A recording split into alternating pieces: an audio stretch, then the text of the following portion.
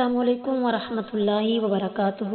آج کا سبق ہم سورۃ البقرہ کی آیت نمبر 225 سے شروع کرتے ہیں۔ اعوذ باللہ من الشیطان الرجیم، بسم اللہ الرحمن الرحیم۔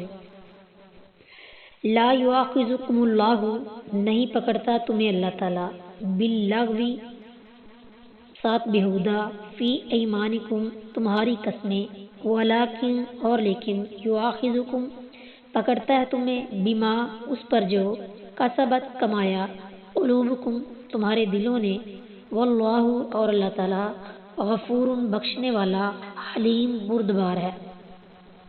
اللہ تمہیں تمہاری قسموں پر، لغو پر نہیں پکڑتا، بلکہ تمہیں اس پر پکڑتا ہے جو تمہارے دلوں نے کمایا، اور اللہ بے حد بخشنے والا، نہایت بردبار ہے۔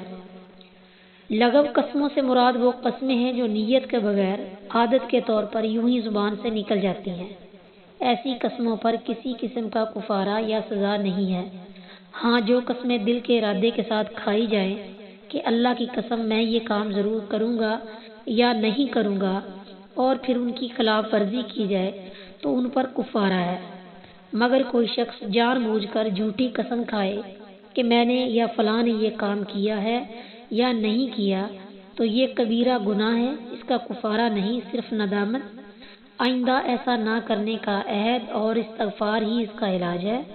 اسے یمین غموس کہتے ہیں۔